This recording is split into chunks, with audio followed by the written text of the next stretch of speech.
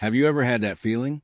That slow, creeping dread that begins the moment your alarm clock shrieks, shattering the peace of the morning. It's not just about being tired. It's something deeper. It's the feeling of being late before you've even gotten out of bed. It's the weight of the day pressing down on you before you've had a chance to stand up. Your mind is already racing, a chaotic slideshow of unanswered emails, looming deadlines, and the endless list of obligations that were waiting for you patiently while you slept. You reach for your phone, and in that instant, the day is no longer yours. It belongs to the notifications, to the news alerts, to the demands and priorities of everyone else. You're not starting your day. You're being thrown into the middle of someone else's. Why is this so universal? Why do so many of us, people who are capable, intelligent, and ambitious, feel like we are constantly playing defense against our own lives, starting every morning from a deficit? This isn't a simple problem of time management or a lack of discipline. It's a fundamental disconnect from our own sense of agency. We live in an age of constant input, an endless fire hose of information, and requests that never, ever stops. And our mornings have become the front line of this battle, a battle most of us lose before we've even had our first cup of coffee. This very question, this deep, pervasive sense of morning dread and reactive living, became an obsession for a woman named Olivia Grant. She wasn't a productivity guru or a wellness influencer.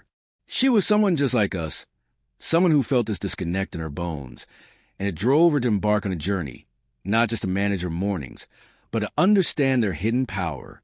What she found wasn't a collection of life hacks or a rigid schedule, but profound truth about how the first hour of our day dictates the story of our entire life. Olivia Grant's world, before her quest began, was a masterclass in what she would later call successful suffering. On the outside, she was the epitome of achievement, a senior strategist at a prestigious consulting firm. She was known for her sharp intellect and her relentless work ethic. Her calendar was a fortress of back-to-back meetings, her inbox a ceaseless tide of urgent requests, and her life was, by all external metrics, a roaring success. But internally, she was falling apart. Her mornings were a testament to this private chaos. The first sound she heard was not her alarm, but the phantom buzz of her work phone, a Pavlovian trigger that sent a jolt of cortisol through her system. Before her eyes had fully adjusted to the light, she was scrolling through emails, her mind immediately hijacked by the problems of the previous day and the anticipated crises of the one to come. Breakfast was a myth, a luxury she'd long since abandoned in favor of a lukewarm coffee chugged, while simultaneously trying to dress and mentally rehearse her opening statement for a 9 a.m. call. She described this state as being a professional firefighter, except the fires were all happening inside her own head, and she was the one starting them. She was perpetually busy but rarely productive, constantly moving but never advancing on the things that truly mattered to her. The breaking point wasn't a gentle realization. It was a spectacular, humiliating crash. She was leading a high-stakes presentation to a crucial client, a project she had poured hundreds of frantic, caffeine-fueled hours into. But when she stood up to speak, her mind was a blank slate. The data, the strategies, the key insights, they were all gone, replaced by a deafening static of exhaustion. She stumbled through her slides, her words hollow, her confidence shattered. She hadn't failed because she was unprepared. She had failed because she was depleted. She had optimized every ounce of her energy for the appearance of productivity, leaving nothing for actual performance. That evening, sitting in her sterile apartment, the silence amplifying her failure, she realized the life she had built, the one that looked so impressive on LinkedIn, was utterly unsustainable. It wasn't just about being tired. It was a profound spiritual and intellectual bankruptcy. She wasn't living her life. She was merely servicing its demands. This crisis became her catalyst. She didn't want another productivity app or a new time management system. She wanted a new way to be. Her investigation started not with grand plan, but with a desperate question. How do you reclaim a day that feels lost before it has even begun? Her first major breakthrough came not from adding something new to her routine, but from taking something away. She decided to conduct a radical experiment on herself, one that felt almost sacrilegious in her hyperconnected world. For 1 week, she committed to a single, simple rule. For the first 30 minutes of her day, There would be no screens, no phone, no laptop, no television. It sounded easy, but in practice, it was agonizing. The first morning, she woke with a familiar jolt of anxiety, her hand instinctively reaching for phone on her nightstand. Denying that impulse felt like trying to hold her breath underwater. Her mind screamed at her with a litany of anxieties. What if there was an urgent email from the London office? What if a client had a problem? What if she was missing something critical? She sat on the edge of her bed, the silence of her apartment feeling less like peace and more like a void. She made coffee, and for the first time in years, she did nothing else. She just sat and drank it, her thoughts still buzzing, her body tense. But by the third day, something began to shift. The initial wave of withdrawal and anxiety started to recede, and in its place, something new emerged. It was quiet. It was a subtle, internal stillness she hadn't felt since she was a child. She started to notice things she had long since filtered out as irrelevant noise. The way the morning light caught the steam rising from her mug, the distant sound of the city waking up, the actual taste of her coffee. Most importantly, she began to hear her own thoughts again, not the reactive, panicked thoughts of her work persona, but her own quiet, unprompted ideas and reflections. This led her to what she calls the first core principle, intentional disconnection. She realized that the constant influx of external information in the morning doesn't just distract us, it actively prevents the formation of an internal, sovereign self of the day. We are so busy consuming other people's thoughts, agendas, and crises that we never give our own a chance to form. In her book, she tells the story of a composer named Marcus, a man who had hit a creative wall so severe he was considering abandoning his career. His days were a flurry of social media, news, and emails, a constant search for external inspiration that left him feeling hollowed out and unoriginal. Following Olivia's research, he tried a version of her experiment. Every morning, instead of diving into the internet, he would take his dog for a long, meandering walk through the woods without his phone. For the first 2 weeks, nothing happened. He just walked, his mind still cycling through its usual anxieties. But then, slowly, melodies began to surface. Snippets of lyrics, rhythmic ideas. They weren't coming from an external source. They were rising up from the quiet space he had finally created within himself. He hadn't found new inspiration. He had simply cleared away the noise that was drowning out the inspiration that was there all along. This principle of intentional disconnection is the essential first step. It's about creating a sacred, protected space, a vacuum at the start of the day, free from the world's demands. It's not about doing nothing. It's about creating the foundational silence required to do something that matters. But as Olivia continued her journey, she discovered that silence, while essential, was not enough. She had successfully created a quiet space in her mornings, and while she felt calmer and less anxious, she also felt adrift. The frantic energy was gone, but a clear sense of purpose hadn't automatically rushed in to fill the void.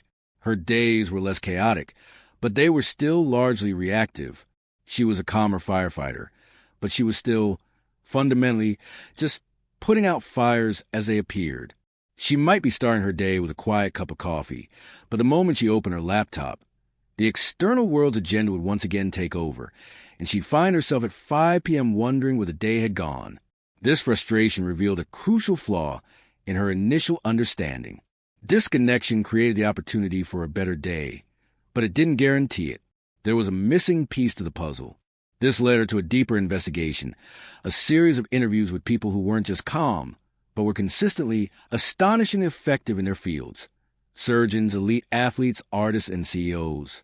She found a common thread that had nothing to do with their specific morning routines, but everything to do with their mindset. They didn't just passively receive the day. They actively shaped their perception of it before it truly began. This was the seed of her second major discovery, the principle of proactive framing. She learned that the human brain is not a passive recorder of reality. It is an active interpreter, and the story it tells itself about the day to come dramatically influences how it experiences and acts within that day. One of her most compelling interviews was with a pediatric surgeon, Dr. Eris Thorne, a man who performed incredibly delicate, high-stakes operations on children. His mornings didn't begin with reviewing medical charts. They began in a quiet room in his house where he would spend 15 minutes visualizing the entire surgery, not just the technical steps, but the feeling of the instruments in his hands, the calm confidence of his team, the successful outcome, and even the conversation he would have with the relieved parents afterward. He was, in essence, pre-living a success. He was framing the day not around the potential for failure and stress, but around the certainty of his focus and competence. Olivia realized this wasn't just positive thinking. It was a deliberate act of cognitive priming. It was about choosing the narrative of your day before the chaos of reality has a chance to write it for you. She tells another story in the book about a struggling entrepreneur named Clara, whose small business was on the verge of collapse. Clara's mornings were a vortex of fear. She'd wake up and immediately start thinking about unpaid invoices, demanding clients, and her dwindling bank account. This fear-based frame colored every interaction she had. Her sales calls were timid, her team meetings were tense, and her creative problem-solving was non-existent. After learning about proactive framing, she changed one thing. After her 30 minutes of quiet disconnection, she would take out a journal and write down the answer to a single question. What is the emotional state I need to embody today to best serve my clients and my team? Some days the answer was unshakable confidence. Other days it was empathetic listener or creative visionary. By defining her desired state, she was giving her brain a target. She was framing her challenges not as threats to be feared, but as opportunities to embody her chosen identity. This small shift was transformative. Her fear didn't magically vanish, but it no longer sat in the driver's seat. The principle of proactive framing is the active counterpart to the passive space created by disconnection. It's the act of taking that clean, quiet canvas of your morning and painting the first, most important stroke of intention upon it. For months, Olivia Grant treated these two principles as a powerful but separate two-step process. First, you disconnect to create the space. Second, you frame to fill that space with intention. It was a practical and effective model that was already changing her life and the lives of those she coached. She was no longer the frantic, depleted strategist. She was focused, purposeful, and for the first time, felt a sense of ownership over her own life. But the true, ground-shaking aha moment came one morning as she was observing her own routine. She had her coffee during her disconnected time, then opened her journal to frame her day, and it hit her with the force of a revelation. She was looking at it all wrong. These weren't two separate steps. They were two components of a single unified phenomenon. The morning wasn't a launching pad for the day. It wasn't a preparatory phase. The first 60 minutes of her day were the day in miniature. This was the grand synthesis, the unifying theory she came to call the morning microcosm. The insight was this: the way you navigate the challenges and opportunities of your first hour is a direct fractal pattern of how you will navigate the challenges and opportunities of the next 15 hours. Your life is not a series of disconnected days, but a continuous expression of your core habits and mindsets. The morning is simply the most potent and malleable practice ground you have. Think about it. The urge to check your phone first thing in the morning, that is the microcosm of the larger challenge of distraction and the fear of missing out that will plague you all day. The act of resisting that urge, of choosing silence instead, is the practice of focus and self-regulation in its purest form. The anxiety that bubbles up in that silence, the litany of worries about work and life, that is the microcosm of the ambient stress that undermines your confidence throughout the day. The act of proactive framing, of choosing a single, powerful intention, is the practice of commanding your own emotional state rather than being a victim of it. This idea reframed everything. Winning the morning wasn't about building momentum to have a good day. The act of winning the morning was a practice itself. It was the daily rehearsal for how to live. By successfully navigating the miniature world of that first hour with intention, you are not just preparing for your day. You are fundamentally rewiring your brain to be more focused, more resilient, and more purposeful by default. It's like a pilot in a flight simulator. The simulator isn't just a warm-up. It's where the pilot forges in neural pathways and instinctive responses that will save their life in a real crisis. Your morning is your daily flight simulator for a well-lived life.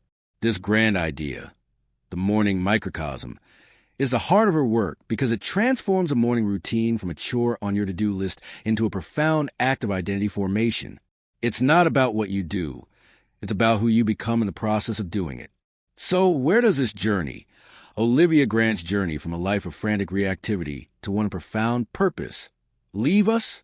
It leaves us with a blueprint that is both incredibly simple and deeply transformative. It leaves us at the threshold of our own morning, armed with a new understanding. The story of her struggle and discovery is not just her story. It's a mirror reflecting our own universal desire for agency in a world that constantly tries to strip it away. The solution isn't a complex, 10-step morning routine that requires you to wake up at 4:30 a.m. and drink a kale smoothie. The blueprint is a shift in perspective. It begins with the courage to reclaim a small slice of time for yourself. Just 10 minutes. That's the starting point. 10 minutes free from the noise of the world. In that silence, you are not just avoiding emails. You're creating a space to meet yourself again. And in that space, you ask one simple, powerful question. Who do I want to be today? Or, what is the one intention that will make this day meaningful? That's it. That is the entire practice in its embryonic form. Intentional disconnection to create the canvas, and proactive framing to make the first stroke. This is the core of the morning microcosm. It's a daily opportunity to practice being the person you truly want to be. Understanding this is the first and most critical step. But the true change, the one that reshapes a life, comes from action. It comes from the quiet, unglamorous decision you make tomorrow morning, when the alarm goes off and your hand instinctively reaches for your phone. In that moment, you have a choice. You can surrender your day to the chaos, or you can choose to enter your personal simulator and practice, just for a few minutes, the art of living with purpose. If this journey and these ideas resonate with you, if you feel that pull to reclaim your mornings and, by extension, your life, then consider this an invitation. By subscribing to this channel, you're not just clicking a button. You're joining a community of people who are committed to moving from understanding to action. You are making a small commitment to yourself, a declaration that your life is worth designing with intention. Because your day doesn't start when your first meeting does. It starts the moment you decide who you're going to be within it.